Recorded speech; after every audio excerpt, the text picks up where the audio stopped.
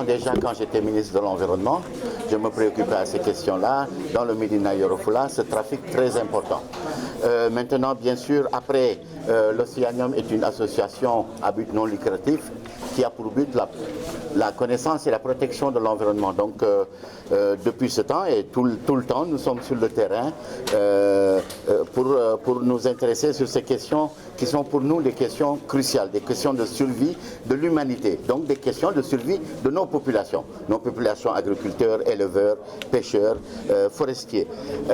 Ces chiffres, nous les prenons sur le terrain en étant sur le terrain, nous les prenons en menant des enquêtes avec les chiffres officiels des pays que nous traversons. Donc, et cela va continuer, Dès samedi, je suis sur le terrain, et je vais prendre encore les données des équipes et nous allons continuer le travail. Aujourd'hui, il faut quand même, personnellement, je le dis haut et fort, saluer cette nouvelle constitution qui, dans son article 25.1, 25.2 et 25.3, dit bien que la protection et la surveillance, la gestion des ressources naturelles incombe au pouvoir public et aux citoyens. De manière claire, cela m'incombe à moi aussi.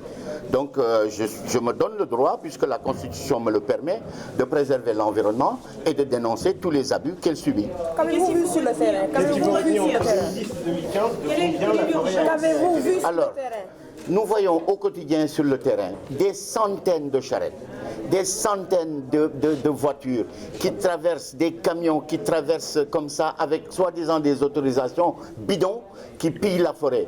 Parce qu'aucune autorisation ne peut permettre de tuer un arbre de veine qui est vivant. Même quand on donne une autorisation, c'est sur un pied de veine mort sur pied, mort. Et ce n'est pas vrai. Au quotidien, le trafic est là. Et aujourd'hui, hélas, nous n'avons plus le temps. Vous avez vu sur la carte que nous avons atteint 10 000 hectares coupés, mesurés par les universités et les satellites. Il nous reste encore 30 000 hectares et quand nous allons atteindre ces nouveaux 10 000 hectares, hélas, nous atteindrons un seuil de non-retour. Un seuil de non-retour en matière écologique, cela veut dire que quoi que nous fassions, il sera trop tard. Quelles sont les responsabilités des autorités gambiennes dans ce trafic? Mais les responsabilités à la fois des autorités gambiennes et des autorités sénégalaises, par leur inaction à permettre cela, mais c'est extrêmement grave aujourd'hui, après qu'on soit sorti de la COP21, de permettre cela. Les autorités gambiennes, par le fait qu'ils délivrent un quitus qui dit que ce bois est gambien, donc il est exporté soi-disant légalement, alors que ce bois est sénégalais. Il vient du sang de notre forêt, il pille notre forêt. Donc je pense que les autorités gambiennes doivent aujourd'hui aider à rétablir cela. De toute façon, sinon, nous continuerons à sensibiliser et à dénoncer. Mais le pire, c'est que vous dites que le problème peut être réglé rapidement. Ah, moi, je le répète haut et fort. Je le dis et je vous prends à témoin. On se revoit ici dans 3 mois. 3 pick-up, une autorisation m'autorisant à mettre un terme à cela. 3 pick-up et dans 3 mois ce problème est réglé. Quelle est la part des trafiquants sénégalais dans tout ça?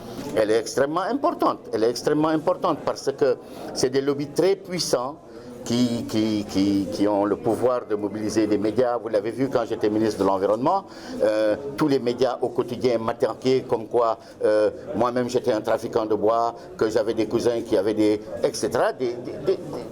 Donc ils sont puissants parce qu'ils ont le pouvoir de l'argent. Ils ont des autorisations soi-disant qui sont des fausses autorisations. Il y a même des permis qui circulent quand on veut organiser une manifestation. On organise cela avec la complicité de certains eaux et forêts. Soi-disant on veut mobiliser, donc il nous faut des moyens.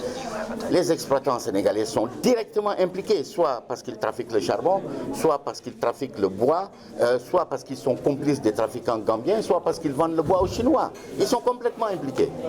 La République hollandaise a donné des milliards à la République sénégalaise pour la plantation des plantes pour lutter contre les changements climatiques. Mais depuis lors, on n'a rien vu. Bon, demande-le à la République hollandaise. Moi, j'ai rien vu. Moi, j'ai rien vu. Vous faisiez un lien entre déforestation et réfugiés climatiques.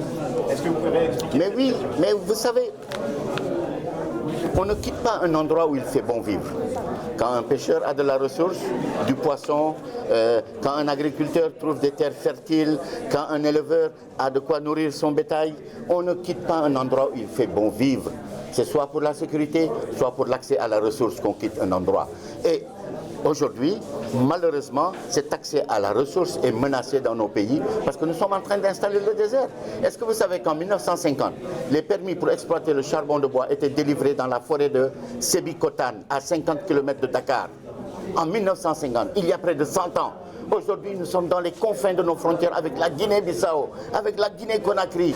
On a tout rasé. Le désert est en train d'avancer sur beaucoup de régions. Alors, donc, le réfugié climatique, bien sûr, et l'ONU le dit, qu'en 2050, si on ne change pas les tendances, c'est 60 millions de personnes qui vont quitter l'Afrique parce qu'ils n'ont plus accès à la ressource. Donc la gestion intelligente, durable de cette ressource est une priorité de nos gouvernements, doit être une urgence et une priorité de nos gouvernements. Et nous allons continuer à dénoncer cela tant que ça ne le sera pas. Voilà, avant de passer à la version Wolof, l'impact qu'aura ces coupes de bois sur l'économie et surtout sur... Bon, vous avez bien vu que les chiffres que nous avons montrés disent que l'Afrique de l'Ouest perd 140 milliards de francs CFA qui quittent nos forêts pour aller en Chine. Et cela qui enrichissent que des trafiquants, des mafieux et des gouvernements complices. Donc, tout cela, nous le perdons. Mais en plus de tout cela, nous perdons la fertilité de nos sols, nous gagnons du réchauffement climatique, nous perdons la pluviométrie qui est en train de reculer, le dérèglement des pluies, et tout cela, nous en héritons parce que justement, nous ne gérons pas nos ressources.